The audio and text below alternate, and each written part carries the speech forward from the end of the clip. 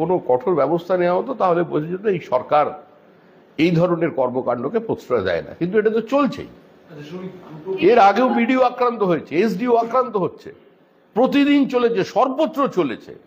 শুধু অখিলগিরিকে একা শাস্তি দিয়েতেই সমস্যার সমাধান করা যাবে না, এটা তো অবস্থা তৈরি করে দিয়েছে তৃণমূল। সরকারি কর্মচারী আপনারা চুপ করেই থাকবেন, সেই মন্তব্য, এবং তারপর থেকে অখিলগিরি তিনি বললেন যে তিনি অনুতপ্ত, উত্তেজনাকর পরিস্থিতিতে এরকম বলা ঠিক হয়নি। তার ছেলে শুক্রবার তিনি বলছেন আমি আমার বাবার এই মন্তব্যকে সমর্থন করি না। তৃণমূল কংগ্রেস কথাবার্তা নিয়ে কি ড্যামেজ কন্ট্রোলের চেষ্টা করছে?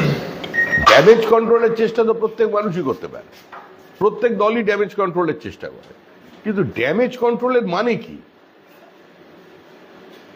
আপনি সরকারি আধিকারিককে আক্রমণ করবেন, আপনি বিডিওর দিকে জলের বোতল ছুঁড়ে মারবেন, আপনি বিভিন্ন কলেজের একজন অধ্যাপিকার দিকে জলের জাগ ছুঁড়ে দেবেন, আপনি বিভিন্ন সময় গিয়ে চাপকানোর কথা বলবেন, প্রত্যেক জায়গায় তৃণমূলের কথা না শুনলে সময় বেঁধে দেবেন যে একদম পুলিশকেই বোম মারার কথা বলবেন। তো এটা তো চলছে দীর্ঘদিন থেকে। অধিক এমন কি কাজ করে ফেললো আমাদের অখিলগিরি, সেটা তো বোঝা যাচ্ছে না।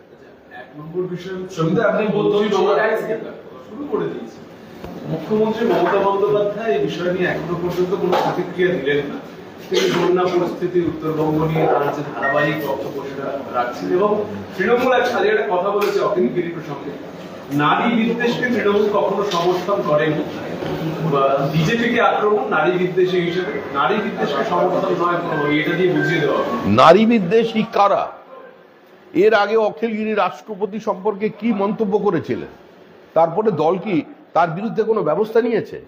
তৃণমূল কংগ্রেস যেভাবে চলছিল সেভাবেই চলছে এবং ভবিষ্যতে সেভাবেই চলবে। পশ্চিমবঙ্গের মানুষ তৃতীয়বারের জন্য তৃণমূল কংগ্রেসকে নির্বাচিত করেছে, তার খেসারত মানুষকে দিতে হবে। না, মুখ্যমন্ত্রী তো জানেন যে মুখ্যমন্ত্রী অপারগ, মুখ্যমন্ত্রী এই দল এর জন্মদাত্রী।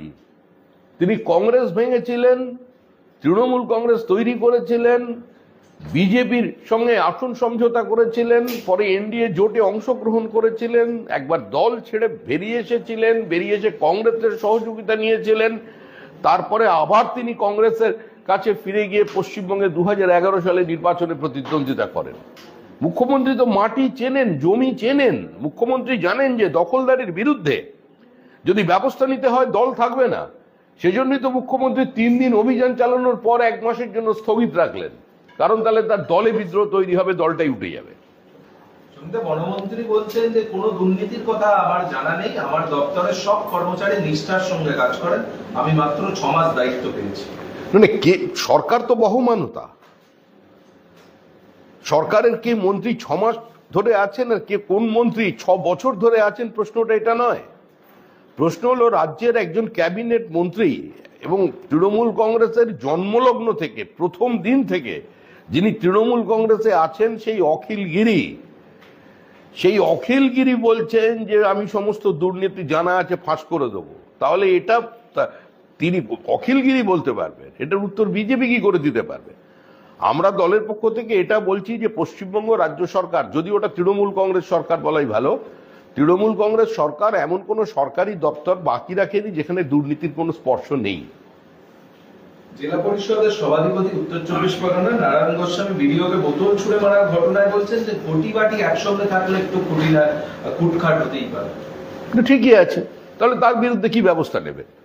আপনি অখিলগিরিকে বলবেন ক্ষমা চাইতে, আর না হলে অখিলগিরিকে বহিষ্কারের কথা বলবেন, আর ওখানে ঘটি বাটির গল্প বলবেন, তাহলে আরেকজন গেলার সাথে নিয়ে ঘুরতে শুরু করবে।